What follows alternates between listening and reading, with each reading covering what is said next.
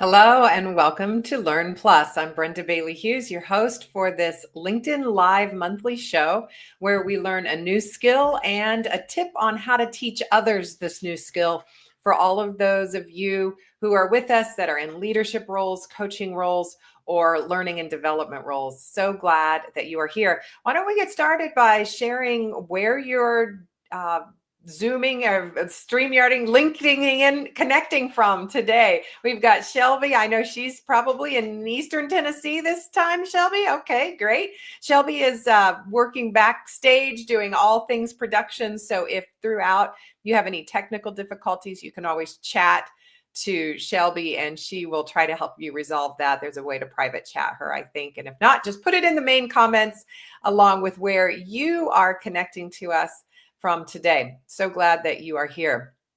And our one skill that we're learning today has to do with conversational tools. And I know that for so many leaders, you're always doing this sort of dance when you're interacting with your direct reports about how much direction do I give? How much do I push people in a certain way versus when do I kind of sit back and listen and take it in and take a more maybe a more traditional coaching role. And I think we're going to speak to that dance a little bit today. And for when you do decide it's the situation and the relationship calls for more of a pull instead of a push approach, our guest is going to share with us some of his experience in using some amazing tools to make that happen. All of us in official leadership roles or not, I think it's so interesting to think about conversations that we've walked away from and we're just like, no, that did not hit. That did not land the way I'd hoped it did. I don't feel good about the interaction or about the way I feel in relationship to this person after that particular interaction. And I think the kinds of tools that we're talking about today, the communication tools that Matt will share with us, are going to be really helpful in negating the times that we walk away from a conversation going, that just felt icky. Okay. And instead, we want to walk away feeling empowered and strong and closer and more connected, and like we've really made something happen. We've got people coming in from Canada and South Dakota. Welcome, South Dakota. It's starting to be spring here in the Midwest. I'm in southern Indiana, about 4 hours south of Chicago. And in South Dakota, though, I'm thinking you might still be in the midst of winter, huh, Darla? I don't know. Welcome to you. So our guest today, Matt Kovatchis, he studied finance, I think, went into a very traditional corporate role, worked his way up the ladder to an AVP role and a huge multinational bank industry, large banking industry, and then made the transition to being a co-founder and an entrepreneur. He runs his own business now. He welcomes Shrutis from Charleston. Glad that you're here too. We've got Matt that we're going to introduce here in a minute. It's also in Illinois, I think. He'll correct me when he comes in here in just a second if I'm wrong about that. But he made this huge transition in his life to work in a field that truly meant something to him. And I think there's such courage and bravery when we step away from all the security of a corporate role and the financial security and the benefits and all of those kinds of things to do something on our own. And so he's got a great story about that he can share with those of you that are interested. He does a ton of great keynote speeches right now, primarily in that sort of mental health and inspirational space.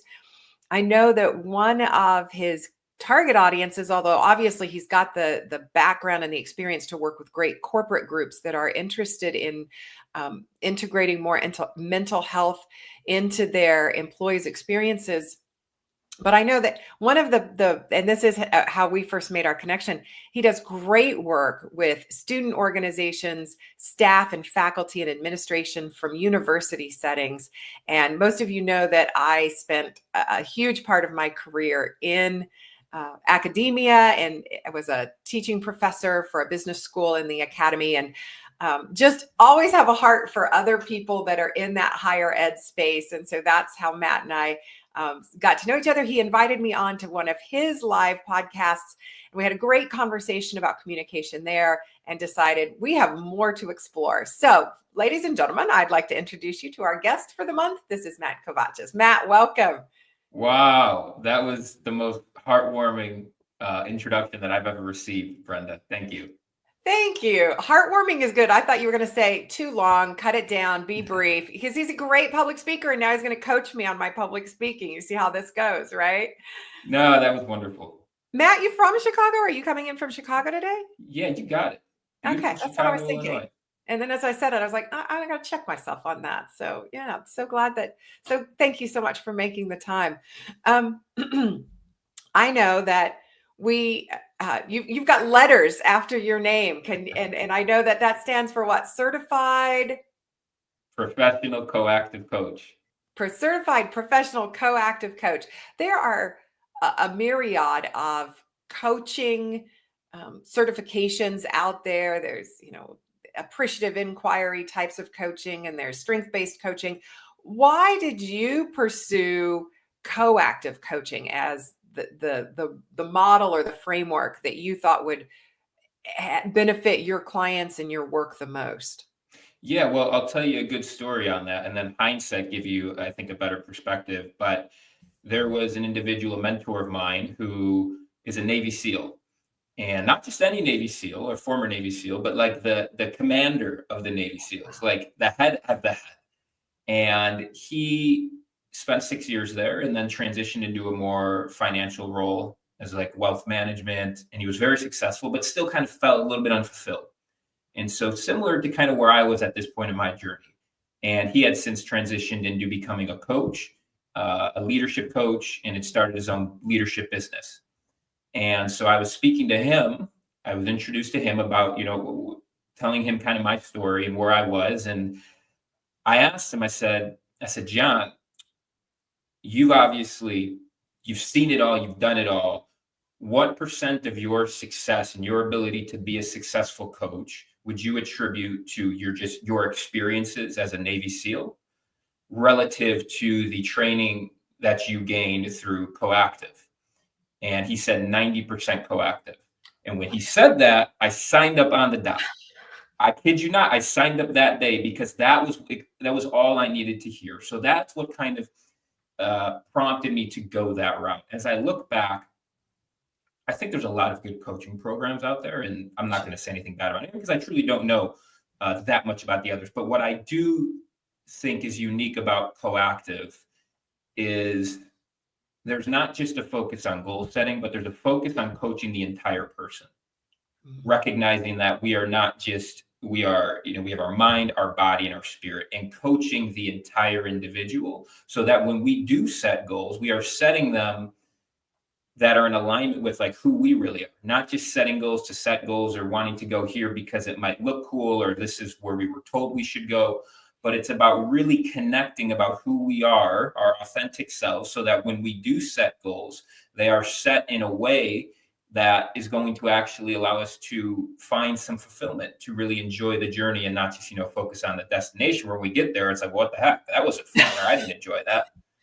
Okay, I'm here, but I don't want to be here. So now what do I do? Yeah, that's so interesting. So tell me how you talked about the goal setting process being different than how we might have learned it. We learned SMART goals and we're going to make them specific and measurable and that's great stuff. But I don't know that I always center that approach on my whole being. So what does goal setting for you look like? Do you do it on New Year's Eve? Do you do it around other landmark times? And when you do settle in to do your goal setting, what's that process look like? How do you integrate your whole self into the process? Yeah, there's a beautiful James Clear quote, and I'm going to butcher it, but it was basically around plan and dream big, but set small, realistic goals. And that's the approach I try to take. And I would say, similar to that, one of the things that Coactive teaches when it comes to specifically goal setting is to not just forward the action, but deepen the learning. So when we talk about forward the action, that is an action-oriented goal. It's guiding the person to take some sort of concrete step towards their goals. Okay. Deep in the learning, which I think is somewhat unique, is encouraging deeper levels of self-awareness, deeper levels of self-reflection. So I remember one of the goals that my coach set for me at one point in my life, I was being coached from a coactive coach around, I just felt like it was never enough. Like I would get a win, but then it was like, I feel like I need to be doing more. That was kind of the challenge. And she said, well, I want you to spend the week and journal what is enough. That to me is a deepen the learning goal. What is enough when it comes to your finances, your family, your work, your relationships? And it really prompted, like, you know what? That's a great question. Like, I really don't know what is enough. Like, how much money is enough? How much work is enough? And so those to me are the types of goals I really try to combine the two of not just forward in the action of like, yes, that's important. We have to take action on the steps, but also to better understand like who we really are. Yeah. Boy, that is it enough question is so foundational and it is so darned hard to answer. It really, I mean, that is how much is enough. And I think it's hard to answer because logistically it's hard to figure out sometimes, but more so, I think it's hard to answer potentially because it gets all tied up with it gets muddied. The answer to the question gets muddied, maybe with ego a little bit. I remember a colleague of mine, in fact, it's Sam Artery. We had him on the show a couple months ago, and we went out for coffee afterwards to catch up and debrief. And he was talking about this idea of knowing when enough is enough. And then he shared this great story about him and his wife driving in the car. And he's an attorney and a mediator, but he'd really scaled way back and he wasn't doing as much anymore because enough is enough. And he'd found his enough point. So he wasn't going to do these mediations anymore. And then a former client and maybe even kind of a friend called and said, Sam, we really need you. Like, you're the only one who can do this. You're the best. We've got to have you. I know you're not doing mediations, but just for us, will you come back? Will you do this mediation? And Sam said he hung up and he looked at his wife and he said, that is nothing but a drug. That ego feeding of you're the only one who can do this for us. And it made enough is enough a really hard call to make, I think. I think it's a very eye-opening exercise. Yeah. Because otherwise, I mean, we're human beings where I think we're naturally inclined to move the goalpost. So we achieve a goal that maybe we were reaching for, and we would have been so proud if we think about it a year ago, like, oh my gosh, I lost 40 pounds, for example. But once we're there, it's like, well, I got to lose 50 now.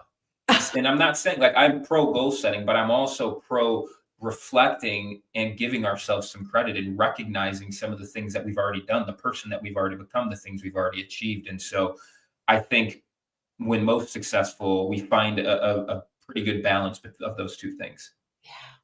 Tell me so I want to get back to Coactive because I took us off on this little rabbit hole, but when you are using that as your coaching approach or as your conversational approach, what are some of those basic tools that you learned through Coactive or that regardless of where you learned it, what are the tools of conversation that you are finding to be particularly useful and meaningful in your life?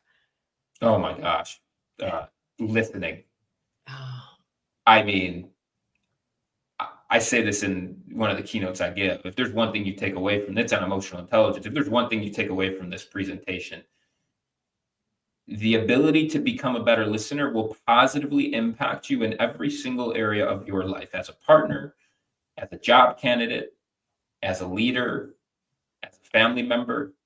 And that was really eye-opening to me because I know for much of my life, I thought I had to prove myself. Like I had to show my worth. And in order to do that, I had to be speaking. I had to be talking about myself. And one of the foundational tools I would say of coaching, not just Coactive, but more broadly speaking, is the ability to become a better listener.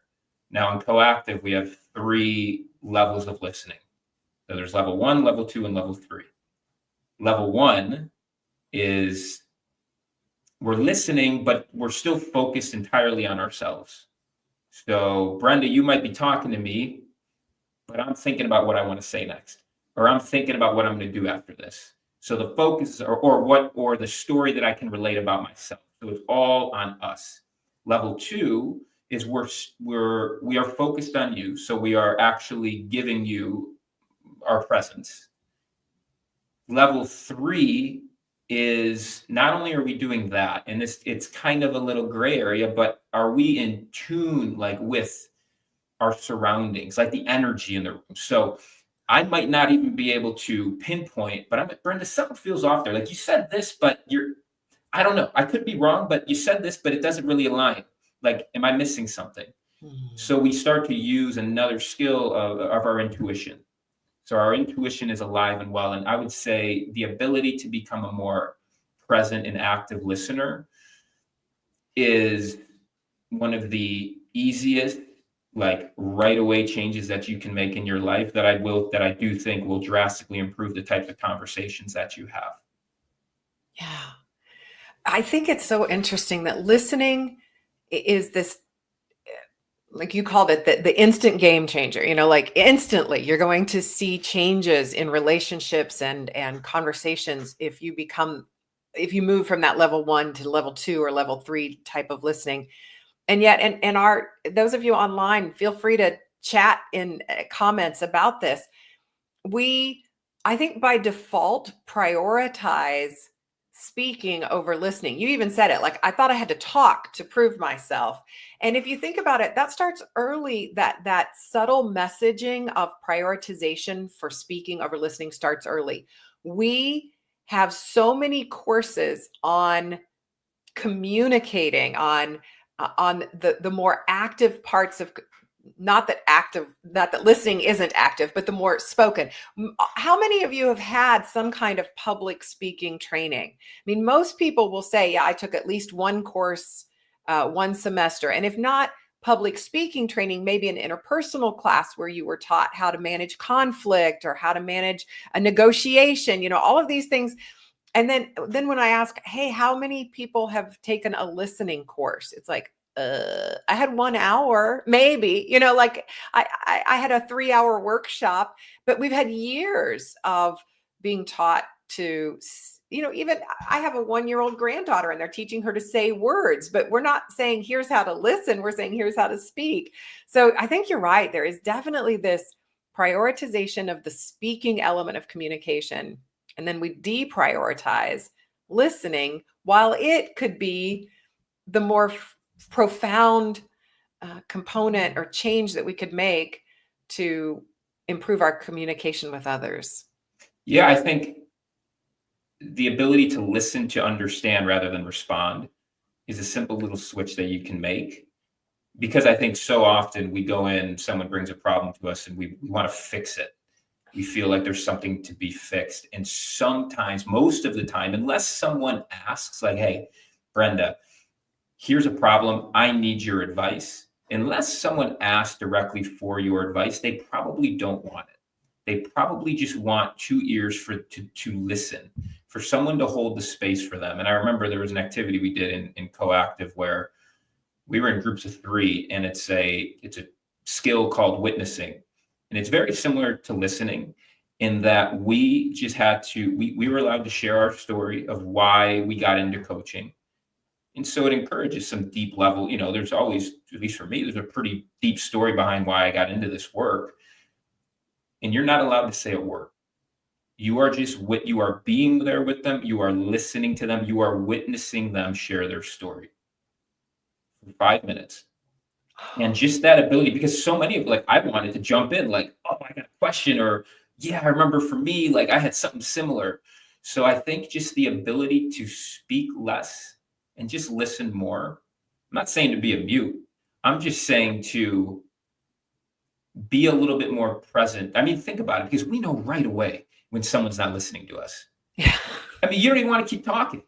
You just know it's no fun. And you also can't pick up on those skills that I mentioned with level 3. Like you can't pick up on those shifts in energy, our intuition talking, if we're not fully present in the conversation. And so all that to say, I would say the ability to listen and hold space was one of the most impactful things I took from my whole coaching experience. Oh, I hope everyone online with us makes that one of their post-conversation challenges. See how long you can listen without interrupting, without interjecting, without spinning into what you're going to say next, just that holding the space. And if you're good, if you can get to 20 seconds right now, good for you. Can you get to 30, 40, 50 seconds in the next few conversations that you have? That would be amazing. Yeah, absolutely. I think that was in response to the listening is a great game changer. You feel while listening. What a great expression. Thank you, Masa. I love that. That's Feel level while. 3. Yeah, that's great, isn't it? By the way, all of you, if you have questions for Matt or for me as we're going, pop them into comments. We will get to your questions if you send those to us. I know you probably logged in with some specific concerns, challenges, or questions that you might have about good communication and good coaching, and we want to make sure we get to that. Shelby says she's noticed this so much when people share stories of grief. Oh yeah, other people try to speak and relate, but really the person just needs you to listen. Yeah. Shelby lives in the area of the United States that was hit by some horrific hurricane damage in September, October, right? September, Shelby. And so a lot of her community is still grieving losses of homes and land and way of life. And so yeah, definitely Shelby's getting some experience in that space. Matt, you mentioned that sometimes people will come to you and they don't want advice, so listen, if they specifically say, I want your advice, that sets the tone differently. Sometimes I think leaders and people who are wanting to lead from a coaching perspective, even when someone does ask me for advice, I will not lead with advice. I'll lead with more questions because I don't understand their issue. I can't have good advice right out of the chute, until I do a little more exploration to feel like I understand. And then still, they probably have a better answer than I do because they're so much closer to the problem. And so even when someone asks us for advice, tread carefully and think about staying in that listening role even then a little bit longer. I would recommend. What do you think? I'll usually just say, like, well, what do you think? Because I think sometimes people come to you knowing, I think people know deep down. I mean, that's the whole idea behind coaching, is especially Coactive, is everybody is naturally creative, resourceful, and whole. That is the foundation, meaning Say that that again. Everyone is. everyone naturally creative, resourceful, and whole. And so when we come in with that belief, when I come in to speak with anybody, because that's what I hold to be true, not just with people I coach, but with people that I interact with on a daily basis, you've got the answers within. Yeah. And so it's my job to just hold space for you to maybe ask you questions, point out different perspectives, articulate what I'm hearing to help you unlock the answers that you already have. And so that's why I'll kind of lead with, like, what do you think? And they'll usually already have kind of an idea, and they're just looking for some, like, validation or reassurance that what they're saying is like, well, you got it. You already know what you need to do. You don't need my help. Yeah. And I think, one thing that I always try to do, I don't always do this because I'm human, but what I try to do is, if someone calls me, or I'll be like, hey, like, how do you want me to show up? You need me to just listen? You need advice? You need coaching? What do you need? Like, because again, I think that's like the art of communication, is being on the same page. Yeah. Because I don't want to give someone advice that really doesn't want it. And if they do want it, and I'm just kind of, okay, cool, yeah, and we're not on the same page. And so I think the art of communication really comes down to just being honest and transparent. Easier said than done sometimes, but I think if you go into the approach that everybody is naturally creative, resourceful, and whole, that will change the way that you approach different conversations. Okay, so I said that holding your tongue a little longer was the first action step I wanted people to take. Like, hold that space, listen a little longer before you get entrapped in the need to talk. Second action I think I want people to take, or at least to consider taking, is this idea that if there's someone in your life who puts a little tingle up your spine sometimes when you know you have to have a conversation with them, how could you go into that conversation instead thinking, this person is creative, resourceful, and whole? if that's your mantra, this person is creative, resourceful, and whole. This person is creative, resourceful, and whole. See how that would change the dynamic if instead of whatever uh, mantra might be floating around in your mind. I remember a conversation where this was there were I was called to do a mediation, and the two people involved had been working together for years and had had a lot of time to build up a ton of baggage about one another. And so the woman that I was coaching, I said to her, I just want you to think of at least one good thought that you have about the other person, and then just hold that in your mind as you have your next interaction with her. And she was like, I don't even know if I can think of anything. I said, come on, you've worked together for 20 years. There's got to be one good thing you can think of about this person. So she sits there for a long time, an uncomfortably long time. And finally she goes, she wears really cool earrings. And at first I wanted to roll my eyes and be like, really? That's the best we've got? But like, dance in the moment. I'm working with what I've got. So I said, okay, next time she comes to your desk, I just want you thinking over and over and over, cool earrings. So come back and tell me how it goes. And honestly, Matt, I wasn't sure this was going to work because it was it seemed like such a rough starting spot. But she comes back, she goes, oh my gosh, this works. And I was like, what do you mean it works? And she said, well, as she approached my desk, I'm just saying over and over and over, cool earrings, cool earrings, cool earrings. So when she got to my desk, I said, those are really cool earrings that you have in. And the lady goes, oh, do you like those? I got them in Sedona. And she said, oh, wait, you've been to Sedona? Yeah, I've got a sister that lives there. They struck up a conversation, like a real conversation for the first time in a decade since they'd first started having these interpersonal conflicts. And I'm not going to say that they're best friends today, that they're going out to lunches together, but they work together just fine now. Like we could cease the mediation. They're okay. And it started with something as simple as someone thinking, this is another human being who is, as I am, creative, resourceful, and whole. Yeah. That's well said, because I think we go into so many conversations with judgment about who this person is. And we almost like with like, whether we believe it or not, we go into it wanting to validate, that confirmation bias, validating what we hold to be true. And the belief might be, well, this is a bad person. And so we're going to automatically, subconsciously, whether we realize it or not, go in trying to like figure out or look for any ways like, yeah, I knew this person was bad. Look at the way they said this. And so going into it with a different perspective, and that's one of the types of coaching. There's 3 types of coaching in Coactive, but one of them is called balance coaching, which is all about exploring different perspectives with the client.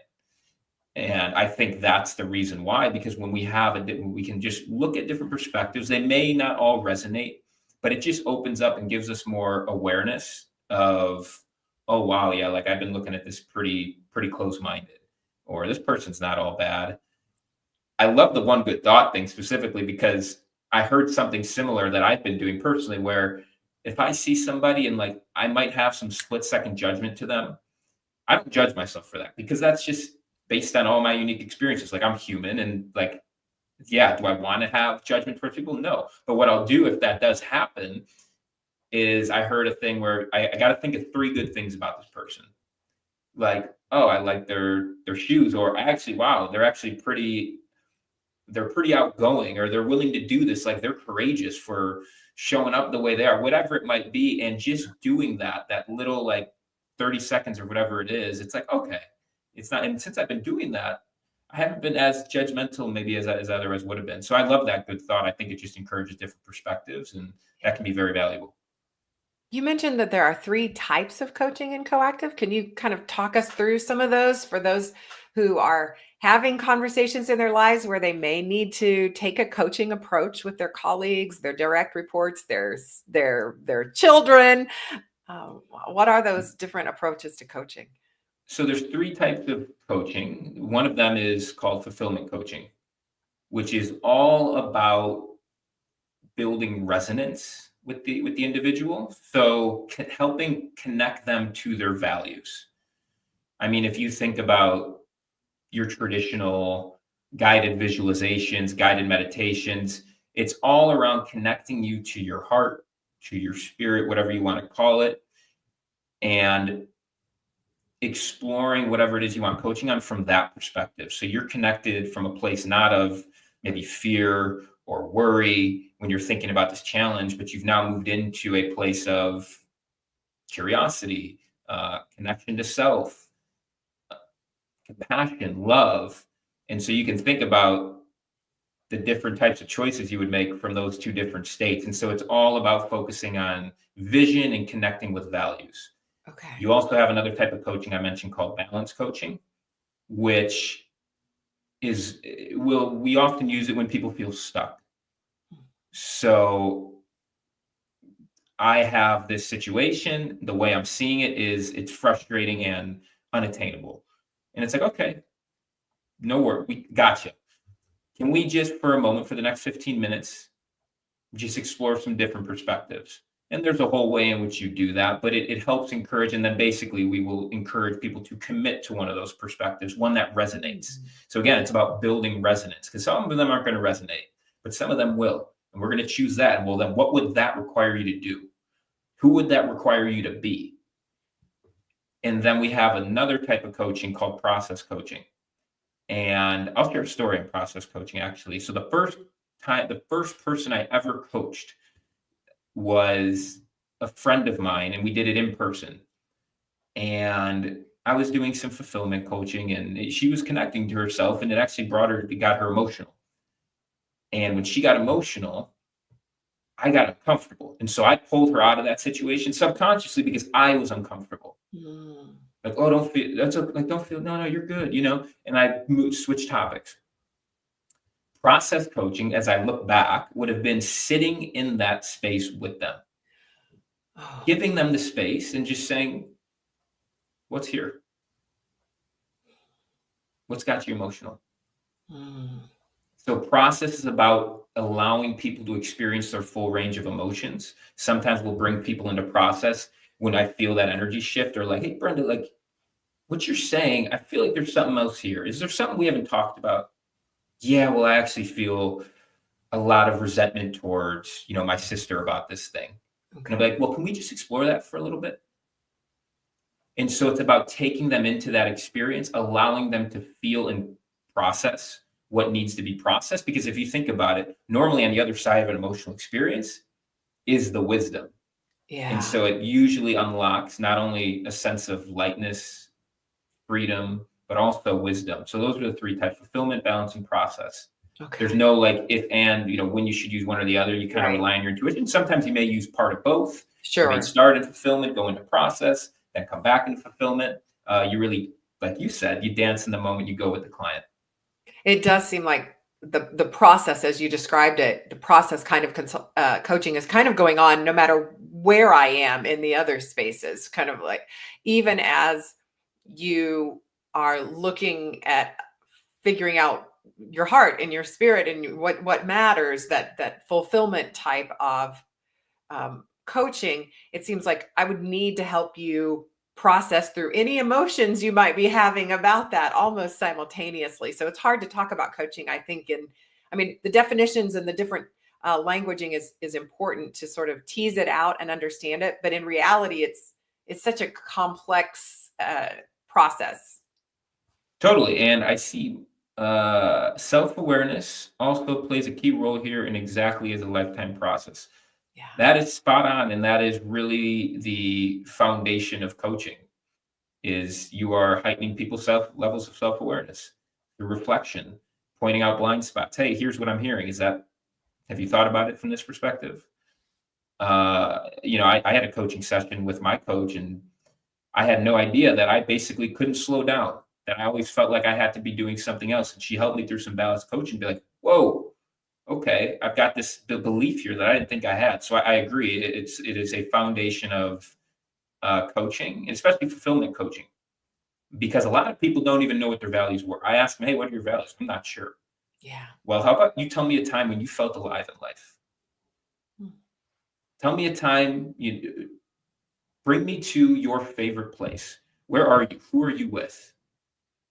And the values will start to come out as they share these stories and connect to them. So, oh, you really value your family, or you value adventure. And then, oh, I never realized I valued adventure. Oh, And if you haven't been honoring that value, well, what's something you can do to honor that value more? And so you help people connect with their values and then honor them more. And that's where usually you bridge the gap between a lot of discontentment and fulfillment. Yeah, I love that.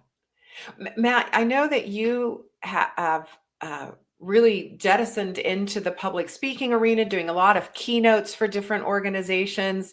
I'm going to ask us at the end, if I forget, make sure I jump in with this for people to, if they're looking for a keynote speaker in your space, how do they get a hold of you? But I know that you mentioned that the Coactive tools are actually helping you be a better public speaker. And I know public speaking is one of those things so many people just dread. We fear it. We hate it. We lose sleep the night before we have to do it. In what are some of those Coactive basics or Coactive tools that you're using in relationship to building out your public speaking competency and confidence? How do these two play together? Yeah, I think, there's the 5 contexts of coactive: listening, self-management, intuition, curiosity, and then forwarding the action deep into the learning. I would say self-management, intuition, and listening all are very front and center when it comes to my public speaking, because I am very present as a public speaker. And there's so many people that I think are so afraid of public speaking. And by the way, I used to be one of those people. I mean, I hated my public speaking 101 class. I dreaded going to that class and giving a speech because the focus was on me.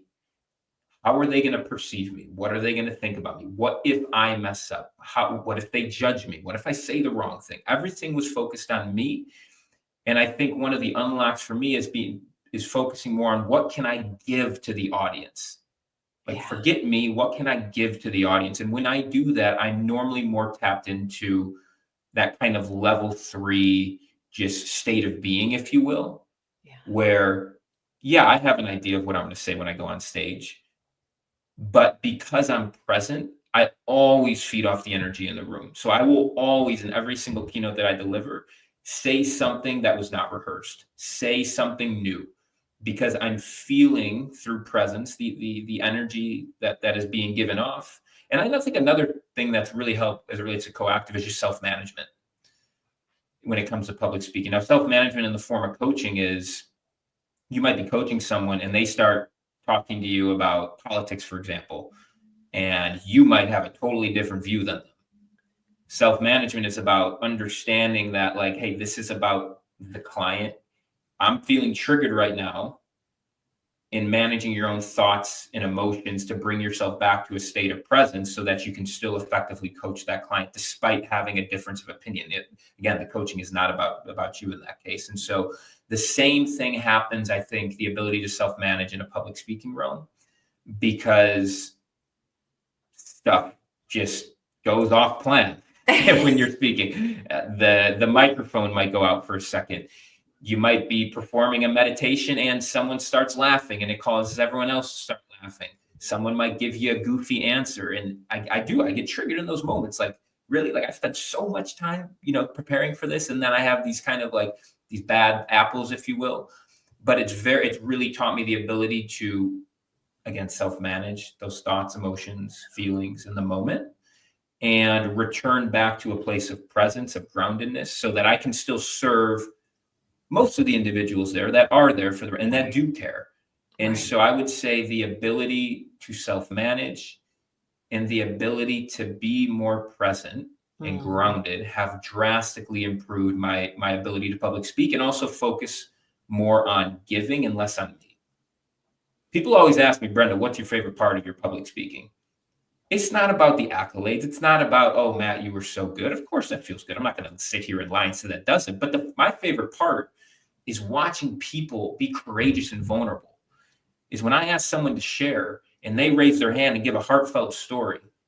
And then everyone else is like, dang, he was struggling with that? Oh, me too. That's my favorite part, is watching the transformation of others. And I think the more that you can focus on other people when you're speaking and less on yourself, again, easier said than done. Yeah. But I think the more effective of a speaker you will be, the more confident you will start to become.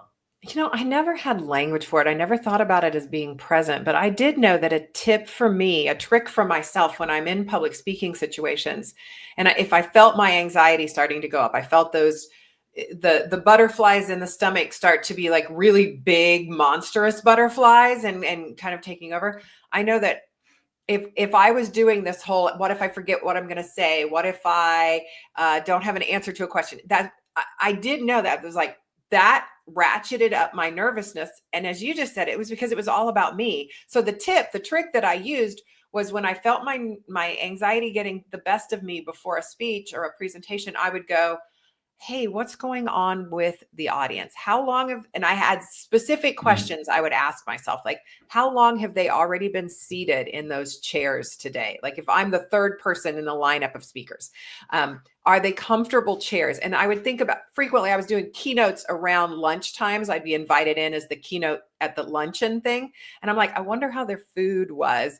And I didn't know why that worked for me. It always seemed like such a silly mental switch, but it worked. And then now you've just given me an understanding. It was because I was taking the focus off of me. Am I going to perform well? To how's my audience feeling?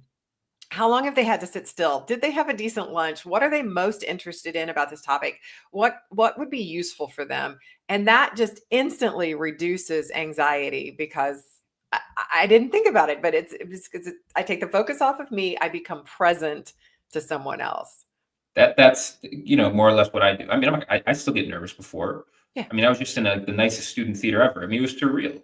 And I was sitting there, and there's backstage. So I'm sitting there backstage 10 minutes before, and you could start to think like you just want to get up there. And what I Right. do is I just do a couple minutes of breathing. I do a couple minutes of breathing in through the nose for kind of 4, out for 8. When you do that, when you exhale longer than you inhale, you activate that relaxation response. I do that for a couple minutes, and then that allows me to just become a little bit more present. And I say, you know what? How can I serve? That's all.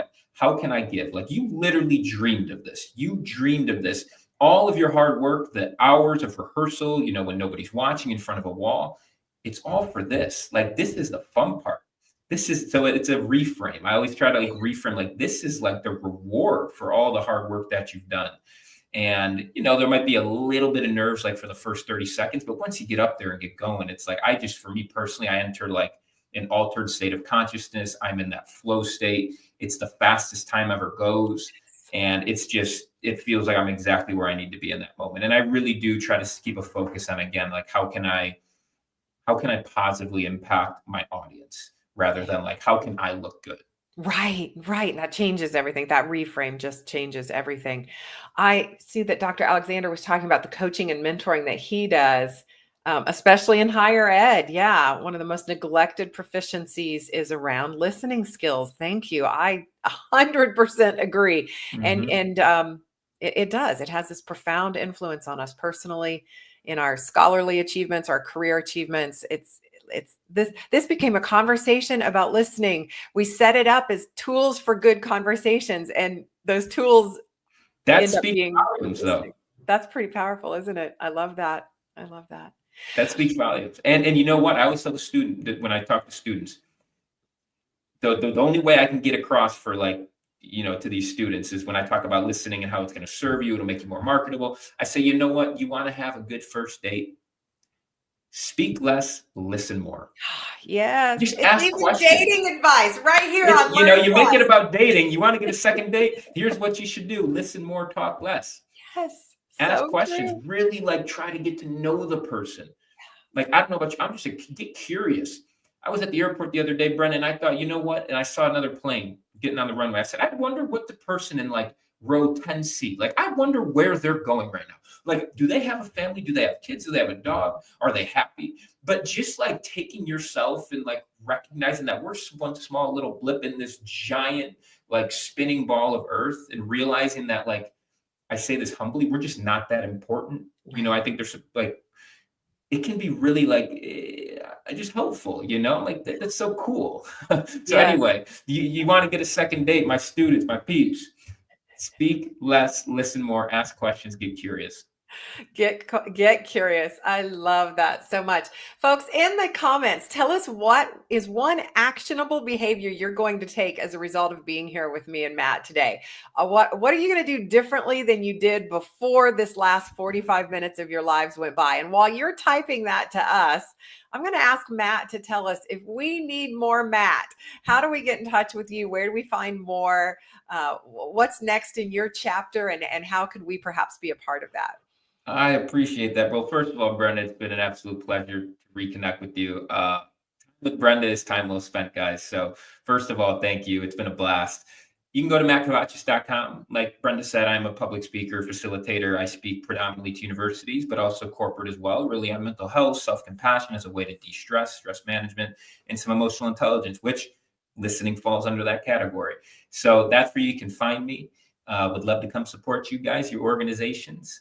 And again, it was a pleasure. Oh, follow me on LinkedIn too. I post a lot of content. And if you want any just positivity, I'm going to provide a lot of that because I was so the opposite for most of my life. I got all that negativity out for like the first 26 years of my life. So I got a lot of positivity, a lot of love, a lot of joy to give to the world. And I'm more than willing to give it to you if you'll accept it.